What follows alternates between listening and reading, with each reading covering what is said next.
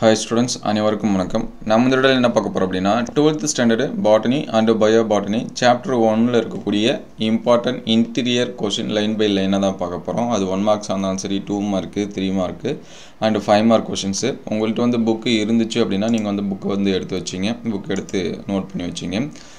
First lesson நமக்கு அப்படின்னு சொல்லி பார்க்கறப்ப asexual and sexual reproduction plants நீங்கள் வந்து biology students இருந்தாலும் சரி அல்லது pure science students இருந்தாலும் சரி ரெண்டு ஸ்டூடெண்ட்மே புக் எடுத்து வச்சுங்க. மோஸ்ட்லி வந்து ஒரு பேஜ் மட்டும் தான் சேஞ்ச் ஆகும் சரிங்களா, 1 or 2 பேஜ். அது வந்து பியூர் சயின்ஸுக்கு மட்டும் சொல்லிடுறேன், அது வந்து நீங்கள் மார்க் பண்ணி வச்சுங்க.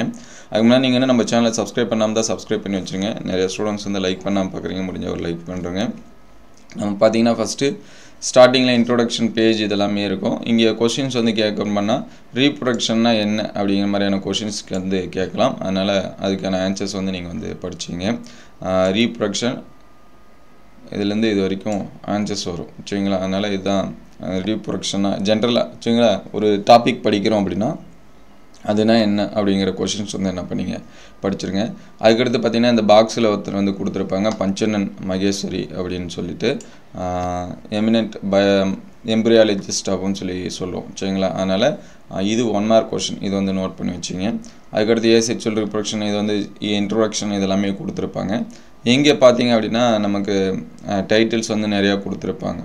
கொனிடியா அப்படின்னு சொல்லி கொடுத்துருப்பாங்க, பட்டிங் இதெல்லாமே நம்ம 11th படித்தது சரிங்களா. ஃப்ராக்மெண்டேஷன், அதுக்கடுத்து ஜெம்மா அப்படிங்கிறது இதெல்லாமே நமக்கு 11th படித்தது கொடுத்துருப்பாங்க. இங்கே க்ளோன்ஸ் அப்படின்னு சொல்லி கொடுத்துருப்பாங்க. இது ஒரு 2 மார்க் கொஸ்டின். இது வந்து மிட்டமு குவார்ட்டர்லி இந்த மாதிரியான எக்ஸாம்ஸில் வந்து என்ன பண்ணலாம் கேட்கலாம் சரிங்களா. அதனால் க்ளோன்ஸ் அப்படிங்கிறத படிச்சிருங்க. இதுக்கான ஆன்சர்ஸ் வந்து பார்த்திங்கன்னா இதுலேருந்து இது வரைக்கும் the individual formed by this method is morphologically and genetically identical. அதாவது புறத்தோற்றமாகவும் மரபல் ரீதியாகவும் ஒரே மாதிரி இருந்துச்சு அப்படின்னா அதுக்கு பேர் தான் நம்ம என்னன்னு சொல்லுவோம், குளோன் அப்படின்னு சொல்லி சொல்லுவோம். அது வந்து நோட் பண்ணி வச்சுங்க. அதுக்கடுத்து பார்த்திங்கன்னா வெஜிடேட்டிவ் ரீப்ரொடக்ஷன் அப்படின்னு சொல்லி சொல்லுவோம். அதில் நேச்சுரல் மெத்தட் அப்படின்னு சொல்லுது. வெஜிடேட்டிவ் அப்படின்னா உடல வழி இனப்பெருக்க முறையை தான் நம்ம என்னன்னு சொல்லுவோம் அப்படின்னா வெஜிடேட்டிவ் அப்படின்னு சொல்லுவோம். வேர் தண்டு இலைகள் மூலயமா நடக்கிறது தான் வெஜிடேட்டிவ் ரீப்ரொடக்ஷன் அப்படின்னு சொல்லி சொல்லுவோம். அதில் நேச்சுரல் அப்படின்னா தானாகவே வந்து என்னது நடக்கிறது. இங்கே வந்து டயாஸ்போர்ஸ் அப்படின்னு சொல்லி கொடுத்துருக்காங்க பாருங்கள். இது ஒரு சில டிஸ்ட்ரிக்ட் கொஸ்டினில் அந்த யூனிட் டெஸ்ட் இந்த மாதிரி கேட்குறாங்க. ஏன்னா நம்ம வந்து டயாஸ்போர் அப்படிங்கிறதுனா படிச்சிருக்க மாட்டோம். அது மாதிரி ரீப்ரொடக்டிவ் ப்ராபக்யூல்ஸ் அப்படின்னு சொல்லி கொடுத்துருப்பாங்க. அப்படின்னா என்ன அப்படின்னு சொல்லி பார்த்தீங்கன்னா எந்த ஒரு பகுதி வந்து புதிய பகுதி வந்து உருவாக்குதோ, உதாரணத்துக்கு பார்த்தீங்க அப்படின்னா இப்போ வந்து இலை வேர் தண்டு இது மூலயமாலாம் உருவாகும். இப்போ ஒரு இஞ்சி இதெல்லாமே எடுத்து வச்சோம் அப்படின்னா அந்த இஞ்சிலேருந்து இன்னொரு இஞ்சி வந்து என்ன பண்ணும், ஃபார்ம் பண்ணும். அந்த பார்ட்டுக்கு பேர் தான் டயாஸ்போர் அப்படின்னு சொல்லுவாங்க சரிங்களா. The unit of reproductive structure used in propagation is called reproductive propagules or diaspores அப்படின்னு சொல்லி கொடுத்துருப்பாங்க. அதாவது எந்த ஒரு பகுதி சரிங்களா, அது வேராக இருக்கலாம், தண்டாக இருக்கலாம், இலையாக இருக்கலாம், அந்த இது உருவாகிறதுக்கு பேர் தான் அந்த டயாஸ்போர்ஸ் அப்படின்னு சொல்லுவோம். இங்கே வெஜிடேட்டிவ் ரீப்ரொடக்ஷன் அப்படின்னு சொல்லி கொடுத்துருப்பாங்க. இது வந்து 1 மார்க்ஸில் நோட் பண்ணி வச்சுங்க. நம்ம கருவேற்பிலை இதெல்லாமே கொடுத்துருப்பாங்க. டால்பஜியா, மில்லிங்டோனியா இதெல்லாமே மரமல்லி அப்படின்னு சொல்கிறது மில்லிங்டோனியா அப்படின்னா அது வந்து ரூட்டு மூலிமா நடக்கிறதுக்கு வந்து என்னது எடுத்துக்காட்டாக நமக்கு வந்து என்ன பண்ணியிருப்பாங்கன்னா கொடுத்துருப்பாங்க. அதை வந்து மார்க் பண்ணி வச்சுங்க. அதுக்கடுத்து பார்த்திங்கன்னா இங்கே வந்து ரீப்ரொடக்ஷன் ஸ்டெம்முக்கு பார்த்திங்கன்னா மியூசா பாரடிசிக்கா இதெல்லாமே கொடுத்துருப்பாங்க. இதெல்லாமே பொறுத்துக்க மாதிரி கேட்கலாம் சரிங்களா. ரைசோம் அப்படின்னு சொல்லி கொடுத்துட்டு அதுக்கடுத்து காம்.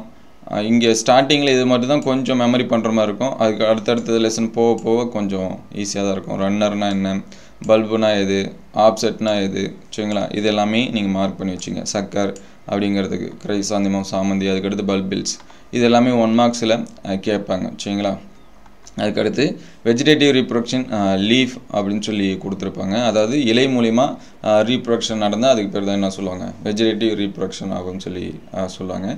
இதில் பார்த்தீங்கன்னா பிரேஃபுல்லம் வந்து கொடுத்துருப்பாங்க.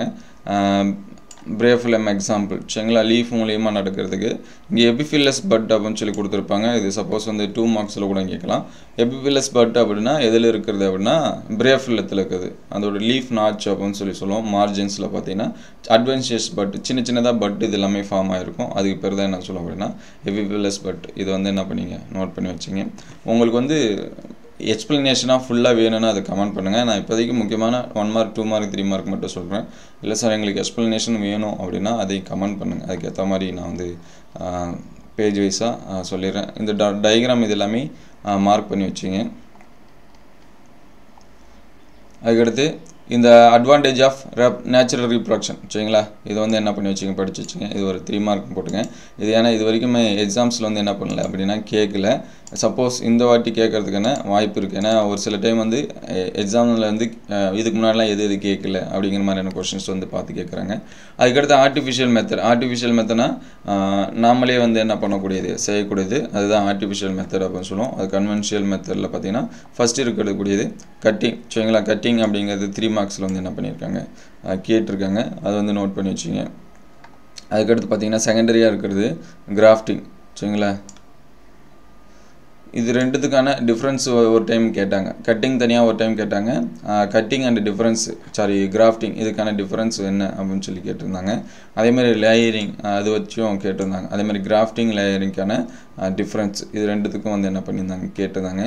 கட்டிங்ஸ்லேயே பார்த்தீங்கன்னா டிஃப்ரெண்ட் டைப் இருக்குது.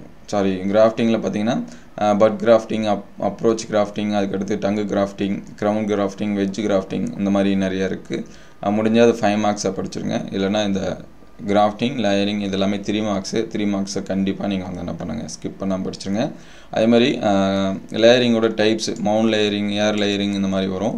அதோட டைப்ஸ் நீங்கள் வந்து என்ன பண்ணுறங்க, படிச்சிருங்க. இது எல்லாமே 3 மார்க்ஸில் வந்து என்ன பண்ணுவாங்க, கேட்பாங்க சரிங்களா. ஏன்னா இது வரைக்கும் அட்வான்ஸ்டாக இந்த கொஷின்ஸ் எல்லாமே கேட்கல.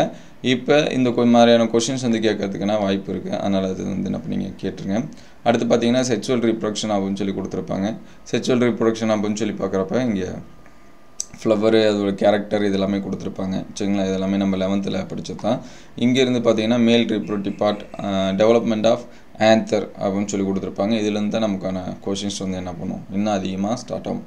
இதில் ஃபஸ்ட்டு கொஸ்டின் பார்த்தீங்கன்னா மைக்ரோஸ்போரோஜெனிசிஸ். இது வந்து 2 மார்க்கு சரிங்களா. இந்த டைம் பப்ளிக் எக்ஸாம்ஸில் கேட்டாங்க. 2 மார்க்காக கேட்கல, 5 மார்க்ஸாக சரிங்களா. மைக்ரோஸ்போரோஜெனிசிஸ்னால் இது ஃபுல்லாக இந்த பேராகிராஃப் ஃபுல்லாக இருக்குது பார்த்தீங்களா, இதில் எழுதணும். இங்கே பொலினியம் அப்படின்னு ஒரு வேர்டு கொடுத்துருப்பாங்க. இது ஒரு எக்ஸாம்ஸில் வந்து என்ன பண்ணியிருக்காங்க, கேட்டிருக்காங்க. பொலினியம்னா என்ன அப்படிங்கிறது சரிங்களா. In some plants all microspore in a microsporangium remain together called pollinium. Example calotropis. அந்த எருக்கு சொல்லும் பார்த்தீங்களா, எருக்கில் பார்த்தீங்கன்னா போலன் கிரெயின்ஸ் எல்லாமே சேர்ந்து ஒன்றா இருக்கும். அதுக்கு பேர் தான் நம்ம என்னென்னு சொல்லுவோம் அப்படின்னா பொலினியம் அப்படின்னு சொல்லி சொல்லுவோம். அது வந்து நோட் பண்ணி வச்சுங்க. இது 2 மார்க்கு, இது ஒரு 2 மார்க்கு, இது ஓவராலாக எழுதுனா 5 மார்க் சரிங்களா. இதுலேயே நிறையா கொஷின்ஸ் இருக்குது. அந்த மாதிரி தான் இந்த ஃபஸ்ட் லெசன்ஸில் நிறையா கொஷின்ஸ் வந்து இருக்கும். அதுக்கடுத்து பார்த்தீங்கன்னா டிஎஸ் ஆஃப் மெச்சூர் ஆன்சர். இந்த மெச்சூர் ஆன்சருங்கிறது ஒரு 5 மார்க் கொஸ்டின். இது வரைக்கும் நோட் பண்ணி வச்சுங்க. அடுத்த வீடியோவில் இதோட கண்டினியூஷன் வந்து பார்ப்போம். இது எந்த அளவுக்கு உங்களுக்கு வந்து ஹெல்ப்ஃபுல்லாக இருக்குது அப்படின்னு சொல்லிட்டு கமெண்ட் பண்ணுங்கள். நீங்கள் எந்த அளவுக்கு கமெண்ட் அண்ட் லைக் பண்ணுறீங்களோ அப்படின்னா தான் அடுத்தடுத்த வீடியோ நமக்கு வந்து அப்லோட் பண்ணுறதுக்கு கொஞ்சம் மோட்டிவேஷனாக இருக்கும். மீதி இருக்கிறத அடுத்த வீடியோவில் பார்ப்போம். தேங்க்யூ ஃபார் வாட்சிங்.